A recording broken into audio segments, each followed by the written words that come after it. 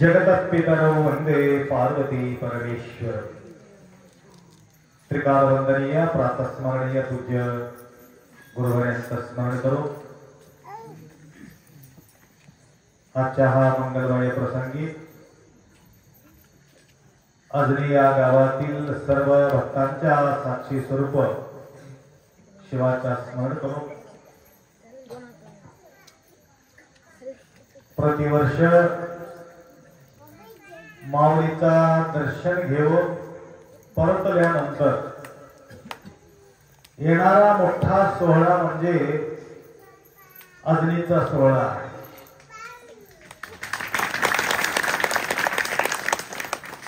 विश्वनाथजी सांगितल्याप्रमाणे या कार्यक्रमाच्या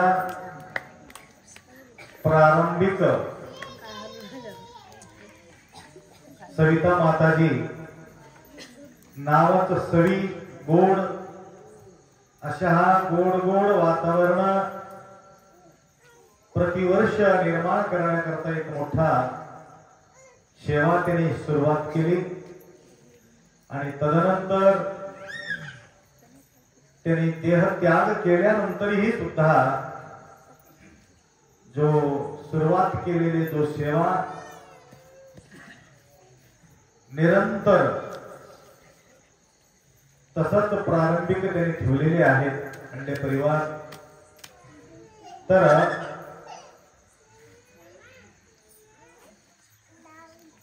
प्रतिवर्ष एक 2-3 वर्षाच्या नंतर एक संकल्प माताजीच्या मनामध्ये एक माऊलीला सांगितलं, या प्रकारे तुम्ही केल्यानंतर तुमचा वंश वाढते असा म्हणून संकल्प त्या ठिकाणी केल्यामुळं तेव्हापासून दीप प्रज्वलन करायचं एक परंपरा 1-2 गाव माझ्या जीवनात मी पाहतो. एक गाव आहे मंगल सांगवी, तेही अख्खा गावामध्ये या प्रकारचे दिवा त्यांनी साजरी करतात. आणि मी म्हटलं,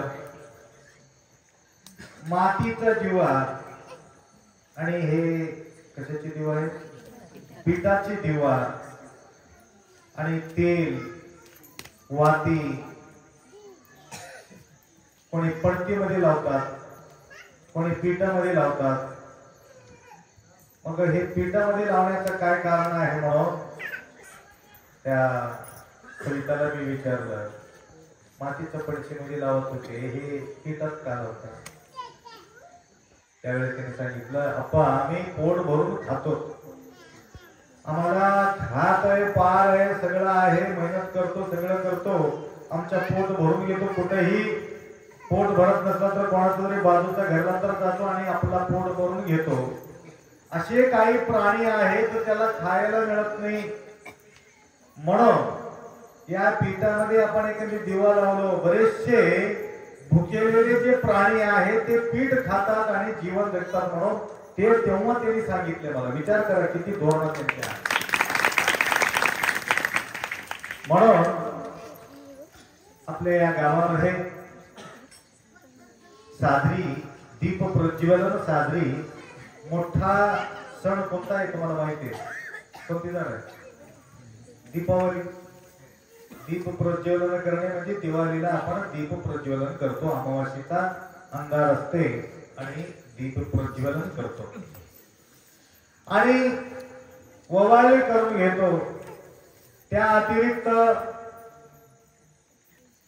गोड गोड गोड गोड पदार्थ, तळालेले वस्तू, मुरकू, भजी, शेवा, चिवडा, चिवडा की चिवडा, चिवडा तळालेले ते मध्ये रवा वगैरे घालून पॅक करून तळीतात करायची. हा, साखर रवा घालून आता चपाती मग करून त्याच्यामध्ये ठेवून कातरून टाकून घालून टाकतात आणि ती बी तळतात आणि पोळे करतात. बघा किती छान छान छान छान खायला मस्त आणि भारी भारीचा ड्रेस, भारी भारीचा कपडा. दिवाळीचा सण आहे आणि बॉम्ब उडवायचं, तोटे उडायचं, या सणामध्ये करते की नाही सगळं. ह्या सगळ्या गोष्टी कशा करता? आपल्याला आनंद निर्माण व्हावे, आमच्या डोळा तृप्त व्हावे, आमच्या पोट तृप्त व्हावे, आमचा अंग तृप्त व्हावे, बघणाऱ्यांनी सुद्धा आनंदपूर्वक मला पाहावे. हे सणाचा एक नियम आहे. ऐकलं का माय पट्ट्यावर बसले? तर हे सगळ्या गोष्टी करून सुद्धा आपल्याला समाधान नाही. पोट भरून खाल्ल्या, डोळा भरून पाहिल्या, सगळ्या गोष्टी आम्हाला मिळाले, तरी सुद्धा कुठंतरी आपण अशांत वातावरणामध्ये जीवन जगल्यासारखं वाटते. म्हणून दिवाळीच्या नंतर येणारा जो दुसरा दिवाळी जो आहे, संत आले घरा तुझी दिवाळी. एवढा दिवा सुद्धा तुम्ही दिवाळीला लावला नसेल असं आम्हाला वाटते. एवढे दिवा तुमच्या घरामध्ये महाडीवर, असं विश्वनाथ म्हणत होतो, महाडीवर सुद्धा दिवा लावलेले होते. महाडीवर एवढा प्रज्वलन दिवाळीच्या सणामध्ये सुद्धा आम्ही साजरी करू शकलेले नाहीये. परंतु आज गुरुमाऊली घरी येणार आहे, गावी येणार आहे, हे भावना बाळगून एवढा भव्य रस्त्याचा शोभा तुम्ही वाढविला. कशा करता? हे दिवा बहिरंगाचा अंधकार दूर करत असते, परंतु अजून एक दिवा आहे. हे बहिरंगाचा दिवा लावायला तुम्हाला येते माहिती, परंतु आत अंधार पडलेले आहे, आत गोंधळ गडबड चालू आहे, आत प्रकाश नाही, अंधकारानं आम्ही भटकलेले आहोत. हे अंधकार दूर करणारा जो काम आहे फक्त सद्गुरु माऊली करत असतात. म्हणून या ठिकाणी डबल आनंद या ठिकाणी तुमच्या या आजनी गावामध्ये आपण पाहतो. ज्योतिषी ज्योति जगाते चलो, प्रेम गंगा बहाते चलो. ज्योती लावला परंतु प्रेमच नसेल तर काय करणार आहे? बाहेर प्रकाश भरपूर आहे, आत परिश्रम, बाहेर जग जग आत भगवत, बाहेर जग जग आत भगभग. अशा अवस्था आपल्याला समाधानकारक देत नाही.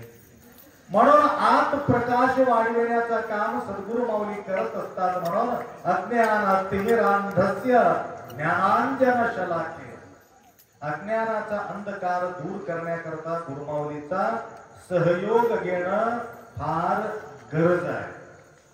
हे दुःख कशा करता? आपल्या अज्ञानामुळे दुःख आहे,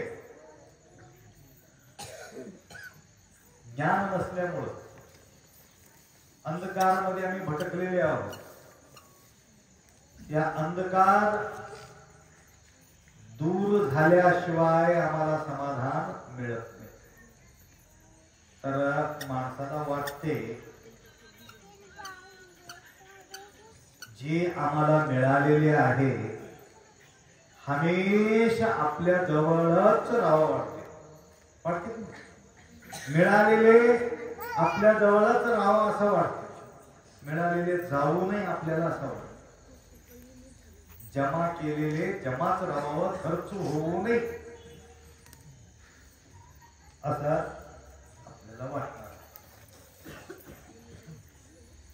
म्हणून रामेश्वरजी तुम्हाला बोलले पुणकेश्वरजी, पुणकेश्वर, रामेश्वर, परमेश्वर, तीन मूर्ती आहेत, ब्रह्मा विष्णू महेश. बघा तुम्हाला सांगतो, लेकरा पोटी जन्माला यावे अशा प्रकारच्या सोन्यासारखं गुणधारी असलेले लेकर भाग्यात मिळते. फक्त सविताला ते गोष्ट लागले, कारण त्यांच्या उत्तम मार्गदर्शन त्या लेकराला लाभल्यामुळं, उत्तम संस्कार त्यांना दिल्यामुळं. पहिल्यांदा मी ऐकलो, मी कधी बोलत नाही, फक्त दोन गोष्टी बोलून त्याने अर्धा तास बोलले. आता बोलायला सुरुवात केलं तर नंतर आला तर किती बोलते की मला सांगते. तर बोलता बोलता एक गोष्ट छान बोलले, ते किती लोकांच्या लक्षात आहे की मला माहिती. आठवण करून देऊ का? आतापर्यंत माझा सोबत भांडण कोणाचा पण झालेले नाही, हे फार मोठी गोष्ट आहे. लक्षात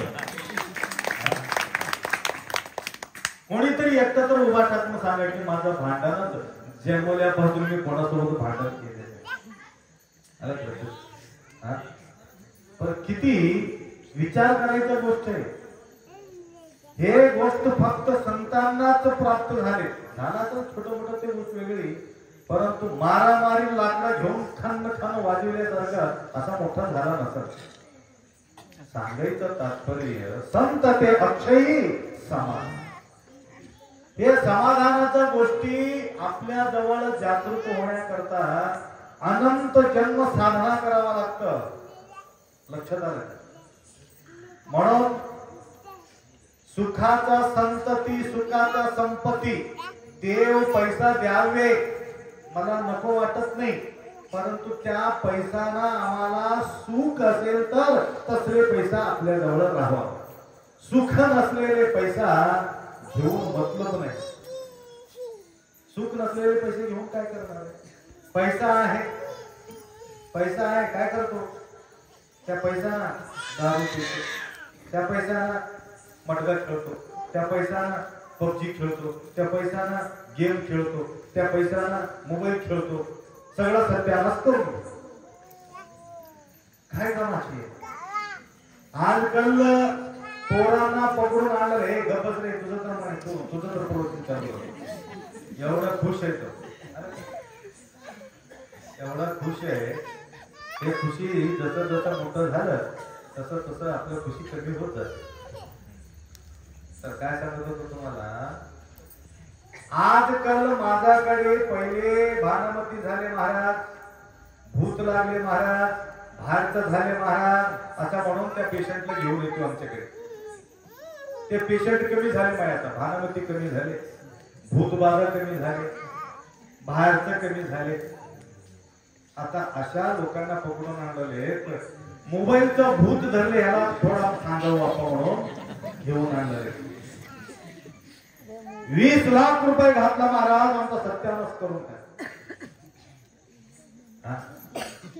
खेळणाऱ्याला लोक पैसा कसा देतात आम्ही परेशान.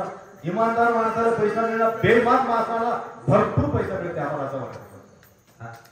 बरबाद होऊन गेलो काय, आई परेशान, वडील परेशान.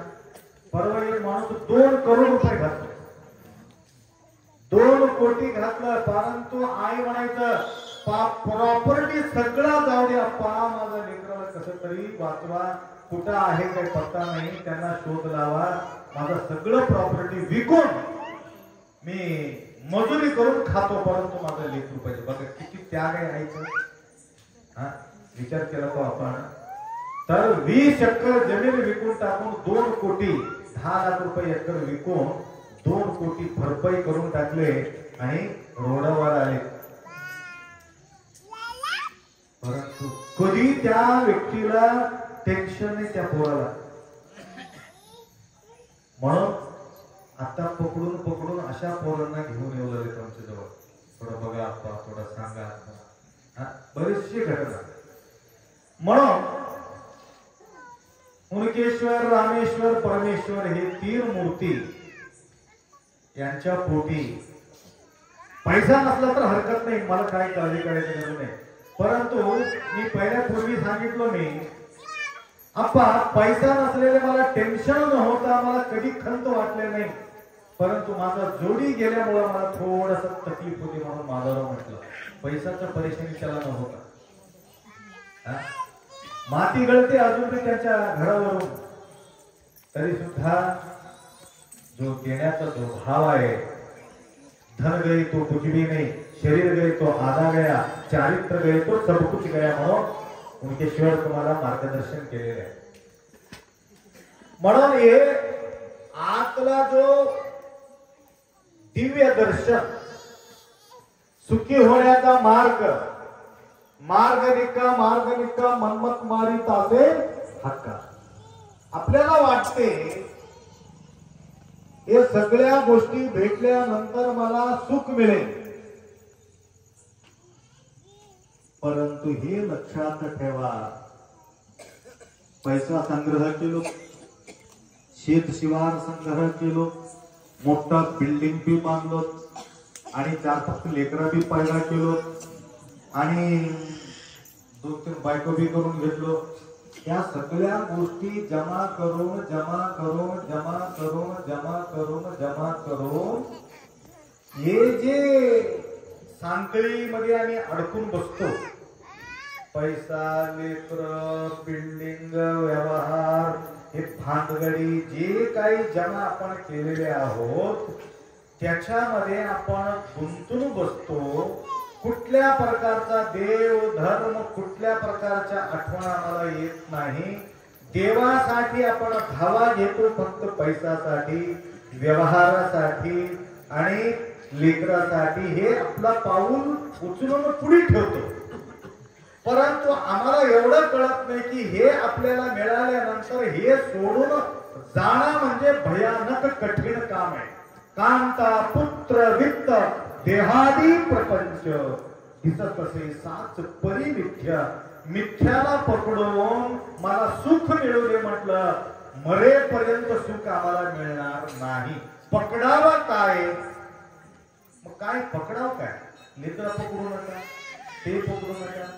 कधीतरी कविता असताना मी कथा बोललो, तुम्हाला लक्षात आहे की नाही की आठवण करून देत आहे की वेळ स्वयंपाक थंड होईल माहिती आहे का? पहिले हे डोकं गरम झालं व्यवस्थित आलं लक्षात. डोकं भरावं पहिले, नंतर पोट भरावं. आणि पोट भरल्यानंतर कोणी इथं थांबत नाही म्हणून आम्ही पहिले डोकं भरतो. आता जेवण सुरू केलं, आता फक्त शिस्त करायचं मस्त वाट बघतात म्हणून पहिलं काय करायचं, प्रवचन करायचं. आणि एवढ्या निवांत त्या टेकडीवर बी प्रवचन होत नाही. शिवटेकडीवर आम्हाला बोलितच ना. आत्ता एवढा काय शांती वाटते, तिथं काय समाधान वाटत नाही. आणि हे कसं आपलं कसं हे वातावरण तयार करतो. पहिला आपण व्याप्रेशन तयार करतो. माऊली येणार आहे, माऊली येणार आहे, येणार आहे, येणार आहे, येणार आहे म्हणून एक भाव, एक भक्तीचा शक्ती त्या ठिकाणी जागृत झालेली असतात. तिथून गावचा बाहेरूनच आपण हे वातावरण तयार करत करत करत करत करत इथे येऊन बसतो. आपलं डोकं शांत राहते, वातावरण एकदम समाधानकारक. बघा किती शांत वातावरण आहे, किती समाधान आहे की नाही मला सांग. तर हे तुम्हाला काय सांगत होते, सविता असताना एक गोष्ट बोललेली होती, घडलेली घटना आहे. तर बरेचशा भक्तांना हे कोडा काढण्याकरता फक्त कोणीही कोडा काढू शकत नाही. कोडा म्हणजे कळालं का? बेडी. परवा एक प्रवचन मध्ये सांगत असताना ते गुरुजी घेतले होते, ते अभंग घेतले होते, फार सुंदर अभंग घेतले होते. हे जे आपण अडकून बसलेले आहे ना गोताळामध्ये, पैसा अंतर जे गोताळा आहे, अडकून जे बसलेले, हे अडकून बसलेले गटोडा गाठोडा काय गाठ, हे गाठ फक्त सद्गुरु माऊली काढू शकते. दुसरं हे गाठ कोणीही काढू शकत नाही. संताशिवाय हे गाठ, मजबूत गाठ बिलकुल निघू शकत नाही. त्यांच्याकडेच हे जावं लागते. कधी कधी गाठ पडलेले असते दोरीचं. काही हुशार माणसं, आपा इकडे द्यावं, मी काढून टाकतो हे गाठ, मला माहिती कसं काढायचं. रुमन पेच म्हणतात की काय म्हणतात ते पेच, रुमन पेच.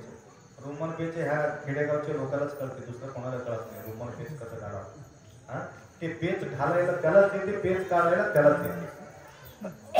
तसं हे संसाराचा जो पेच आहे ना तुमचं, हे पेच फक्त संताशिवाय हे पेच निघत नाही. आणि शांत झाल्याशिवाय पेच काढता येत नाही. गडबड गडबड करून गडबड काढता येते का? ते गाठ काढता येते का? हळू हळू हळू तसं करून गडबड केली तर अजून मजबूत होते हो गाठ. हळू काढ, हळू तसं हळू काढण्यासाठी हळू त्याला हळू काढावं लागते. गडबड केलं तर जमणार, गडबड केली की बिघडून जाते. आलं का? गडबड केली की बिघडून जाते. शांती पाहिजे. कसं पेच असते, कसं आपण अडकून बसतो तुम्हाला सांगतो. एक माऊली पदयात्रा केली. डॉक्टर सद्गुरू शिवलिंग शिवाचार्य गुरुमाऊलीचा जो पदयात्रेमध्ये त्यांच्या, आम्ही पदयात्रा पहिले काढला नव्हतो, ते पहिलीची गोष्ट आहे. 11 वर्ष पदयात्रा केल्यानंतर त्यांच्या पोटी एक लेकरू जन्म घेतलं. नाव ठेवले मन्मथ. फार सुंदर लेकरू. वयाच्या 25 वर्षाच्या नंतर, लग्नाच्या नंतर 25 वर्षाच्या नंतर लक्षात त्या लेकरू त्यांच्या पोटी आल्यानंतर 1 वर्ष 2 वर्ष 3 वर्ष असा सुंदर हा बाळ सगळ्यांचा आवडीचा लेकरू, सगळे उचलून घ्यायचे. 7 वर्षाच्या नंतर त्या लेकराचा वाढदिवस. लेकराच्या वाढदिवशी एवढं सुंदर केले, भरपूर जेव घातले लोकांना. सगळं झाल्यानंतर वाढदिवसाच्या नंतर 8 दिवसाला खेळत खेळत खेळत लेकरासोबत खेळत बाहेर पडले लेकरू. खेळता खेळता खेळता खेळता अचानक झाडाखाली खेळत असताना एक मोठा काळ सर्प त्या ठिकाणी, काळा सर्प येऊन त्याला दंशले, लेकराला चावले. लेकराला चावले, भारीचा विषारी सर्प चावल्यामुळं तिथंच लेकरू खाली पडलं. पाय घसरून घासून घासून घासून तोंडाला गुरगू येऊन लेकरू. हे छोटे छोटे लेकरे होते ते पळत पळत आले. आई आई काय झालं बेटा, काय झालं? काय नाही, मनमत कसं तरी करले, कसं तरी करले, काय तरी झालं. काय झाले? एक मोठा साप आला होता, त्याला चावले. घाबरले.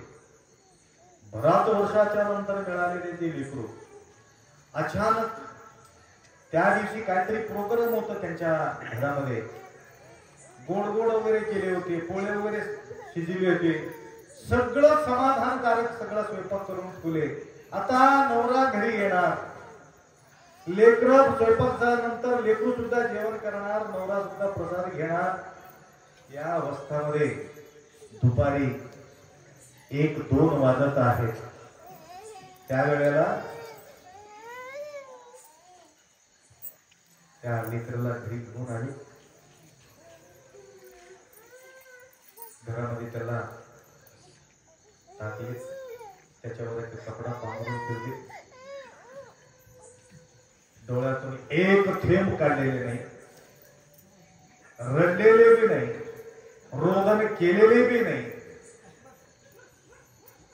लोकाला कळू दिला नाही. या प्रकारचे वातावरण त्या ठिकाणी निर्माण करून सुगंधित द्रव्य त्या ठिकाणी शिंपडून 2 अगरबत्ती लावून नवऱ्याचा वाट पाहतो. नवरा यायचा वेळ दुपारीच्या 2 वाजलेले आहे. भयानक भूक लागलेले पतिदेवाला. आल्याबरोबर हात धुयाच्या परंपरा आमची. कधी बी घरी आले की हात धुवून पाय धुवून मध्ये जावा. कुठं बी हिंडून हिंडून येऊन डायरेक्ट स्वयंपाक रूम मध्ये जाऊ नये, देवघरामध्ये बी जाऊ नये, संडासला जाऊन येऊन सुद्धा तसं जाऊ नये, पाणी शिवल्याशिवाय प्रवेश करू नये. शुचिर्भूत असावे सदा, शुचिर्भूत असणं गरज आहे. तर पाणी घेऊन आली, पाणी दिलं, हसत होती, काय तेवढं काही टेन्शन नाही. पाय धुवून घेतलं, हात गेले, चला ताट लावतो तुम्हाला. हात पाय धुवून घेतलं, ताट लावलं, वाढलं. म्हटलं मनमत कुठे? मी लेकराशिवाय मी जेवण करत नाही, तुला माहित नाही का? बोलवा मनमता. त्यावेळी ती म्हणाली, आता आता खेळून खेळून थकलेले पोरं बाहेरून फिरून फिरून फिरून आलेले आहे. आत्ता आत्ता डोळा लागले त्याला. उगा लेकराचा का ताप देता तुम्ही? थोडं झोपू दे की, परेशान होऊ नका तुम्ही. झोप तसं कसं तर ते उठवा. नाही नाही नाही, माझ्या लेकराला उठवायचं. उठल्यानंतर जेवण करतो, तुम्ही जेवा. बसविलं. उन्हाळ्याचा दिवस, भयानक ताप, उन्हामध्ये हिंडून हिंडून आलेले, आर वगैरे मारून, तर वारा घालत जेवू घातली त्याला. आनंदाला जेवलं. आता बस, माझं माझं पोट भरलं बस असं म्हटलं ना का हो. एक गोष्ट सांगू का तुम्हाला म्हटलं बघा काय संतांचा विचार कसा असते मला सांगतो. एक गोष्ट सांगू का तुम्हाला. हे सांग ना तुला कोण माझ्या मनमताच्या वाढदिवसाला मी शेजारींच्या बाईजवळ एक 2 भगोणी आणलो होतो. कशा करता छोटे छोटे भगोणी आमच्या जवळ आहे. आता मोठ्या ताप्याला असेल तर ते लोकांना प्रसादाचे व्यवस्थित होते म्हणून ते पात्र घेऊन आलो होतो. मग काय झाले दुपारी ते पात्र भांडण करून घेऊन जावं का ते बाई. आमचं पात्र आम्हाला द्या म्हटले. मग देऊ की देऊ नये म्हणजे त्यांच्या पात्र त्याला द्यायला काय चाललंय देऊन टाकायचं. दिलीस की नाही. हो दिलो. मग त्या प्रकारे काही वर्षापूर्वी माऊलीला आम्ही चलत चलत चलत पदयात्रा केलो. 10 वर्ष पदयात्रा केलं.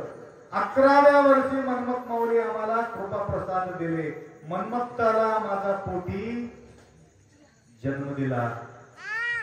परंतु दुपारी 2 वाजता कशाला 1 वाजता मनमत माऊली आला होता आणि आमच्या मनमताला ते घेऊन गेले. असं कसं होते गेले. म्हणून त्यावेळेला घळघळ रडायला सुरुवात केली. आतापर्यंत डोळ्यातून पाणी थेंब सुद्धा काढलेले नाही. आता त्यावेळेस तो म्हणाला एवढा पोटामध्ये एवढा इस्तू ठेवून एवढा हँडगा ठेवून मला जेव कशाला घातलीस तू. एवढा का समाधानकारक मला तू सेवा केलीस काय सांग म्हटलं. त्यावेळेस तिने सांगितले बघा देवा आता फक्त मनमत गेला परंतु मला असं वाटत नाही की एकदम तुला हे तुम्हाला हे मोठ्या गोष्टी तुमच्या कानात घालून तुम्हाला एवढा मोठा धक्का दिलं तुम्हाला काहीतरी झालं तर 2 जीवाला हरून बसण्याचा ताकद माझ्याकडे नाही म्हणून त्यावेळेस रडायला सुरुवात केली. म्हणून सांगायचं तात्पर्य बीती हुई बात खोए हुए वस्तु गए हुए आदमी इसका बारे में जो सोचेगा कभी सुखी नहीं होगा. म्हणून जे जे काही आम्हाला मिळालेले आहे बघा आम्हाला डोळं मिळालं कान मिळालं हो तोंड मिळालं हात मिळाले पाय मिळाले सगळं मिळाले की नाही. नंतर जिवंत असताना पैसा कमवली केलो बायको बी करून घेतलो लेकरा बी केलो सगळं झाले. एक दिवस तुम्हाला असा येणार आहे तुमचा डोळा राहणार नाही तुमचा पाय राहणार नाही तुमचा कान राहणार नाही तुमचा हात राहणार नाही तुमचा शरीर राहणार नाही तुमचा बायको राहणार नाही तुमचा लेकरा राहणार नाही. सगळं सोडून तुम्हाला जावावंच लागते. जाण्याआधी जतन मरण्याआधी लोभ. म्हणून हे सगळं सोडून जाताना सुखाना जात नाही. लक्षात आलं का. अंतकाळे शिवस्मरण होणे नसे अभ्यास विणे अंतकाळे घाबरे पण न आठवे वस्तू पण म्हणून रात्रंदिन भजन करावे शिवाचे. म्हणून हे थोडस बघा सविता माताजीचा आठवण या ठिकाणी आपण सगळे करू लागलो. किती भाग्यशाली आहे. सगळ्याला जावंच लागते परंतु मरावे कीर्ती उरावे. परंतु हे कीर्ती पैसाला कमाई करू शकत नाही. माय लक्षात घ्या पैसा देऊन कीर्ती कमाई करतो म्हटलं तर साध्य नाही. त्याने जिवंत असताना एवढा परिस्थितीमध्ये त्यांनी एवढा लोकांच्या शिवभक्तांचा सेवा त्यांनी केलेली आहे. प्रत्येकाच्या सुखदुःखामध्ये सहभागी व्हायचं. प्रत्येक मातांना त्यांनी गळ्यात घालून घ्यायचे. माय तसं करू नको बेटा तसं करू नको होत राहते म्हणून सगळ्याला समाधान करायचं. त्या लेकराला सुद्धा भरपूर त्यांना समाधान केले ते लेकरू गेले तेव्हा. तर स्वतःच्या दुःखाला सुद्धा तेवढा सहभागी होत नव्हते, तेवढा सुखदुःखामध्ये सहभागी ते माताजी होते. म्हणून त्यावेळेस ते सहनशीलता त्यांच्याकडे तेवढा होती, म्हणून सगळ्यांना ते समाधानकारक गोष्टी ते बोलत होते. म्हणून हे सगळ्या गोष्टी आपल्या सोबत येत नाही, एक ना एक दिवस सोडून जावं लागतं. माझा माझा माझा म्हणून परेशानी न होता आमच्या कोण आहे मग माझा माझा माझा माझा विठ्ठल माझा माझा म्हणतात की नाही. किती सुंदर गाणं होते ते. माझा म्हणणारा देव एक आहे, दुसरा कोणी तुमच्या सोबत येणार नाही. बाकी सगळ्या गोष्टी इथंच राहणार. म्हणून सगळं सोडून जाणार आहोत, फक्त सोबत शंभू राहणार आहे.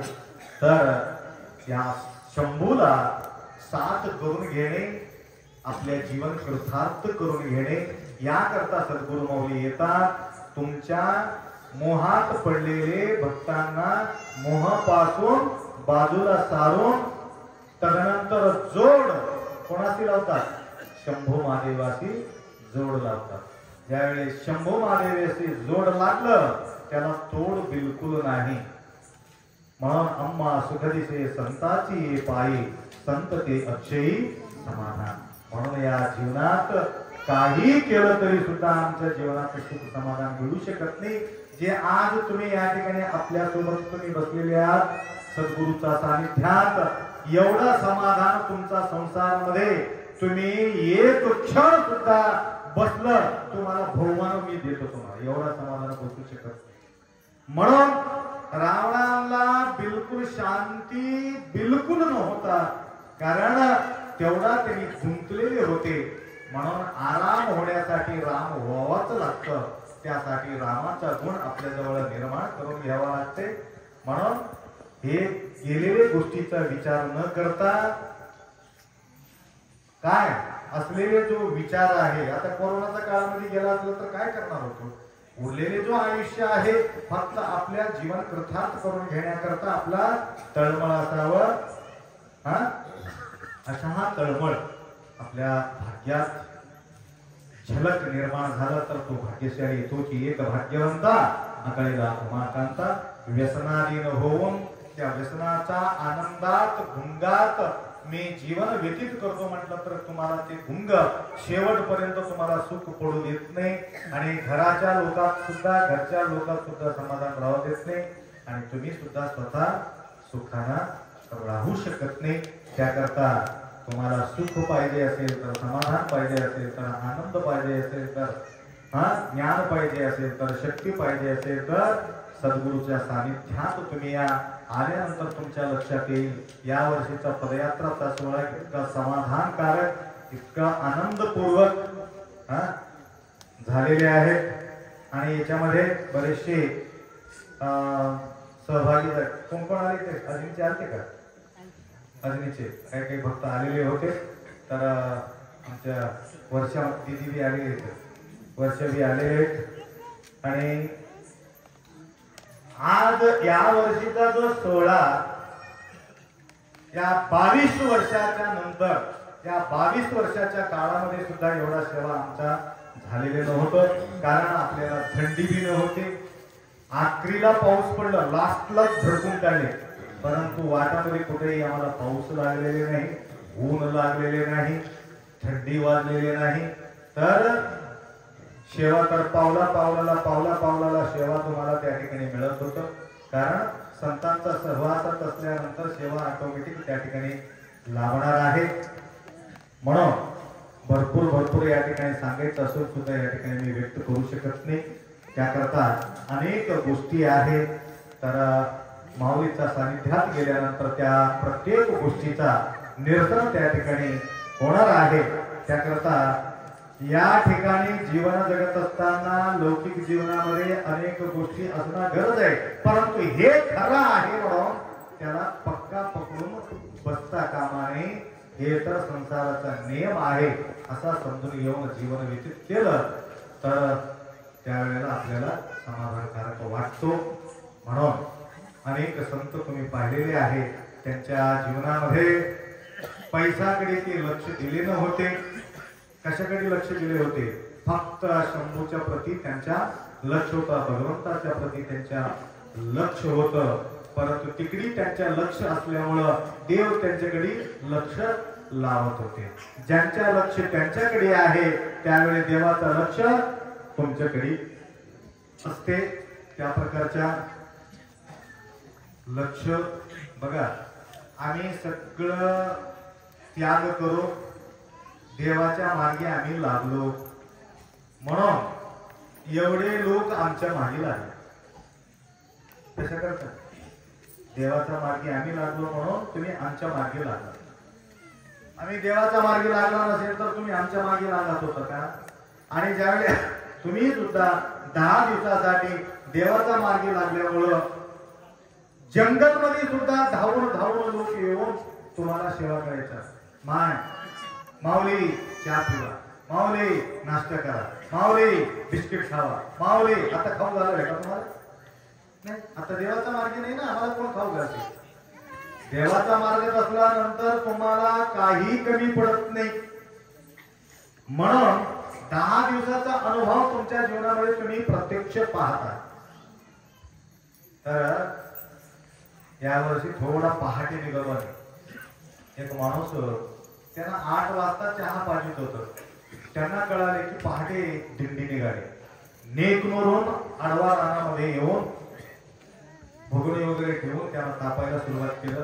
अर्धा दिंडी खाली झाली होते. तर आमच्या दर्शनासाठी त्यांच्या परिवार 8 वाजता यायला पाहिजे होतं, परंतु आम्ही गेलो त्या ठिकाणी 6 वाजता. बघा किती तळमळ राहते. आपण थोडा थांबावं, थोडा थांबा, आणि ते आल्याशिवाय दर्शन घेतल्याशिवाय कसं? आता तेवढं लोकांना तेवढा जंगलमध्ये गाडी जाणं काय नाही. आता मोटरसायकलवर जाऊन आता घेऊन येणे, एक एकेला आणला. मी म्हणलं आता बस, तुझा भरपूर परिवार, मोठं कुटुंब आहे, आता दर्शन मी देऊ शकत नाही आता पुरी, म्हणून आशीर्वाद देऊन आम्ही पुढे गेलो. तो व्यक्ती दुसरा गाव येईपर्यंत, रत्नागिरीपर्यंत एकाला आणायचा दर्शन द्यायचं, अजून नेकनूरला जायचं, अजून दुसऱ्याला आणायचं दर्शन द्यायचं, नेकनूरला जायचं. एवढा डोंगराना ते सगळं परिवाराला घेऊन त्या ठिकाणी दर्शन देऊन ते गेले. म्हणजे एवढा त्यांच्या अटूट भक्ती आहे. त्या प्रेम आज लास्ट एक शब्द तुम्हाला बोलतो. आजकाल भावासाठी बहीण रडणं गेले, बहिणीसाठी भाऊ रडणं गेले. काय करायले? केस करले. तुमच्या गावात आहे की नाही की मला माहिती. बहिणी भावावरती केस ठोकले, प्रॉपर्टीसाठी भांडण चालू आहे. परंतु आज मी प्रत्यक्ष बघितलो त्या सवितासाठी. आज त्यांच्या डोळा भरून आला, माझा बहीण आज माझा ह्याच्यामध्ये नाही म्हणून. बघा 4-5 बहिणी, एक भाऊ आहे. तर काही ठिकाणी मी लातूरला बघितलं, एक भाऊ आहे, 5 बहिणी. त्या भावाला वाटून खाऊ परेशान येते. परंतु प्रेम वाटून खाणाऱ्या पैकी विश्वनाथाच्या जीवनामध्ये एवढा सुंदर बहीण तुला सापडले तर तू भाग्यशाली आहात. प्रेम करणारे जे बहीण तुम्हाला मिळालं, या प्रकारचे बहिणीचं प्रेम पूर्वी आम्ही पाहत होतो. आम्हाला काही नाही अप्पा म्हणायचं, माझा हक्क आहे, माझा प्रॉपर्टीवर, म्हणून आजकाल बहिणी भांडण करू लागते भावाच्या प्रती. म्हणून ते प्रेमापासून आम्ही वंचित झालेले, आम्हाला सुख नाही, समाधान नाही, शांती नाही. म्हणून या परिवारांचा आदर्श या ठिकाणी आपण घ्यायला पाहिजे. कारण काय जीव लहान आहे, काय मोठा करोडोपती नाही. ते करोडोपती आहे, थोडासा खाऊ घातला तर काय होते असं नाही. एवढा मरमर करून त्याच्यातला जो भाग सत्यशुद्ध कार्य करून या ठिकाणी सगळ्यांना प्रसाद यावे, गुरुमाऊलीचं दर्शन करावे, हे विचारधारा माधवरावजी या ठिकाणी त्यांना या ठिकाणी तुमच्या सेवेमध्ये ते तत्पर आहेत. त्यांनाही सुद्धा गुरुमाऊलीचा कृपा आशीर्वाद निरंतर त्यांना लाभो. आजकाल आता मी विचारत होतो, आजकाल मुलगी कुठं देवदारी म्हणून विचारलो. मी त्याला विचारलं तर विश्वनाथ म्हटलं, आपण आजकाल नोकरी बघून मुलगी देतात, शेत बघून मुलगी देतात, शिवार बघून मुलगी देतात, घर बघून मुलगी देतात, मुलाला बघून कोणी मुलगी देणे गेले म्हणून म्हटले. हा का? त्याच्या आचार विचार आहार विहार व्यवहार इकडे पाहून तुम्ही लेकराला दिलं, त्या मुलीचं जीवन सुखाने जातो. फक्त नोकरी बघितलं तर त्या मुलीचं जीवन उद्ध्वस्त होऊन जाते. त्यासाठी आचार विचार बघून तुम्ही लेकराला त्या ठिकाणी लग्न लावा. अनाचाराच्या ठिकाणी लेकराला तुम्ही देऊन परेशानी होऊ नका. परवा लंडन मध्ये राहतो पोरग, इथं मुंबईचा पोरग, तर देगलूरच्या मुलीला तिथं दिल्यानंतर त्याचा आचार बघितले नाही, विचार बघितले नाही. नंतर ते मार खाऊन तिथे एक दोन मुलंही तिला आरवले, तिथं 2 बायका आहेत तिथं, त्याला पत्ताच नाही. आणि फार सुंदर पोरगा म्हणून त्याला देऊन टाकले. आता त्यानंतर ही बी सुंदर पोरगी होती, नाव सांगत नाही म्हणून, कारण युट्यूब मध्ये चालू आहे. तर आपण आमच्या बदलामी केले म्हणून त्याला वाटते. आता त्या मुलगी माझ्याजवळ घेऊन आले, तर मग कसं आहे काय नाही, आपल्याला परेशान आहो. मग का कोणतं मॅरेज होतं? माझं लव्ह मॅरेज होतं. ते इंटरनेट मध्ये लव्ह केली, लव्ह मध्ये कळलं का? हा, तर झाले. आता काय होतं नाही माहिती का? मग तुझं नवरा खाते का पिते? हो खाते पिते सगळं करते. मग तू कसं करते? मी सगळं शिकून घेतो. मटण कसं तोडावं, त्याला कसं शिजवावं, कसं तळावं आणि कसं खावावं सगळं माझा नवऱ्या मला शिकून टाकलं. सत्यानं होते तुमचं बरोबर. म्हणून आपला धर्म कोणती आहे, आमच्या नीती कोणता आहे, आमचा आहार कोणती आहे, आमचं विहार कोणती आहे, आमचा आचार कोणती आहे, हे सगळं आपण विसरून गेलो. तर आता ठोकून परवा घर बसून टाकले. बरबरी बी होऊन गेले, निष्ठा बी राहिलेले नाही, आचार बी भ्रष्ट होऊन गेले. अशा प्रकारच्या विचार पहिला तुम्ही विचारपूर्वक लेकराला द्या. आम्ही लिंगायताचा पोटी जन्माला आलेले आहोत आणि अनाचाराच्या ठिकाणी तुम्ही तिथं दिल्यानंतर अवघड होणार आहे. आलं लक्षात?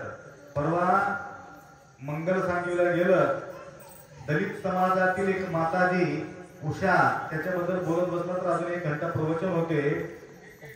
त्या गावापासून त्यांनी जे राहते त्यांच्या घरापर्यंत आबादीपर्यंत पूर्ण फुलाचा सजावट घालून ठेवली होती उषा. तर परवा मी जाऊन आलो, मनमस्वामीला येऊन तारीख घेतली. आप्पा माझ्या पावलाला तुमच्या पाऊल आमच्या गुडचीला पडू दे म्हणून. बघा, आमचे हे लोक खालेले पिलेले हे भ्रष्ट झालेले जागा आहे, या जागामध्ये गुरुमाऊलीचा पाद पडू नये म्हणून त्यांनी काय केले, नवीन विटगीर आणले, नवीन घर तयार केले रचून, म्हणजे बांधकाम केलं नाही, आता रचून त्याच्यावर नवीन पत्रा घातले आणि सगळं टोटल नवीन सामान आणले आणि सगळे दीक्षा घेतले आणि सुचिरभूत राहू लागलेले आहेत. पहिले ते लोक म्हणायचं त्या वाण्याचं बघून शिका, हे काय भानगडी चालले म्हणून ते लोक म्हणायचे. आता वाण्याला सांगावं लागलेले त्या लोकांना बघून थोडं शिकून घ्यावं. उलटा दुनिया उलटा चालले, सदा सत्ताप्रती विसरले. म्हणून थोडसा सावधान राहा. सावधान एवढं सावधान तुम्हाला बाळगतो. कारण आमचं काम आहे झाडू मारणे, आमचं काम आहे टोचणे, आमचं काम आहे स्वच्छ करणे. म्हणून या ठिकाणी स्वच्छतेसाठी 2 गोष्टी तुम्हाला बोलला असेल, तुम्हाला लागलं असेल तर खंत न मानता गुरुमाऊली आम्हाला असंच शिक्षण देतील म्हणून हे भावना बाळगायचं, आपलं जीवन कृतार्थ करून घ्यायचं आणि हंडे परिवारांना तुम्हाला सगळ्यांच्या जीवनामध्ये सुख शांती समृद्धी आयुष्य आरोग्य ऐश्वर्य भगवंत कृपा करावा. सांबदे नमः पार्वती हर हर हर हर हर हर. आणि हे कार्यक्रमाच्या नंतर सगळ्यांसाठी प्रसादाचं